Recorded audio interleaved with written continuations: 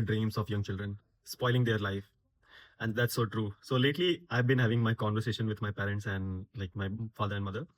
And if you're in late 20s, you're gonna relate that there is always a conversation about marriage and like how the girl should be, how the upbringing should be of a kid or something. Something like we have this fatherly conversation and motherly conversation going on in the family, which I enjoy with my parents. So I was telling this one of my observation to my father that I've seen a lot of parents, especially fathers and everything, they have not achieved. So like somebody have achieved it, somebody have not. Like I compared this thing to him, like some parent who had achieved so much in their life, they have like made their own name or something.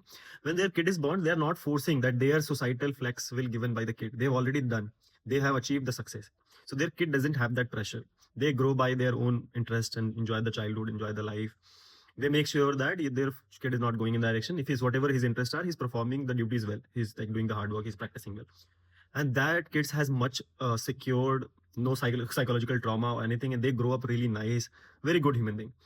Where at other end, I've seen the parents who were not really successful. Their father or mother didn't do anything, and somehow they got married. Now they have kids. Now whatever the dreams they had, they could not. They were losers. Now these loser parents are forcing the kids to become topper or become some doctor or engineer just to gain that societal thing which they couldn't have. It's such a selfish thing. You had your time, you could not do it. Now you're spoiling your child's time. So I've seen a lot of girls in the family, and sometimes they won't have like they would have a girl only, and they will try to make as a boy. Girl and boys are very different. They do a lot of amazing things differently. But I've seen a lot of father are upbringing girls like boys, and they haven't achieved what they want to do, and now they are forcing their daughters to do that.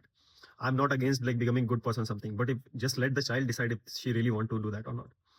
So that ruins the childhood. They put so much pressure, like they want to become the topper, they want to become the doctor, they want to engineer. And I've seen those child who are such beautiful, such amazing, such creatives. They have so much desires for dance, travel, and everything. All this thing has been shunned, and they just totally focus.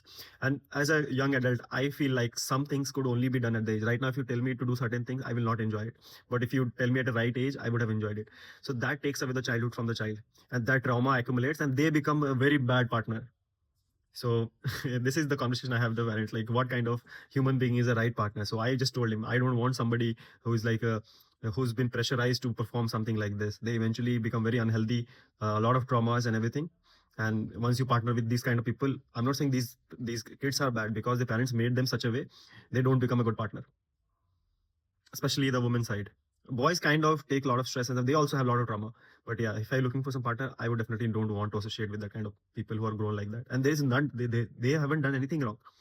He's just parent, they made it in such a way. And those are like mostly loser parents.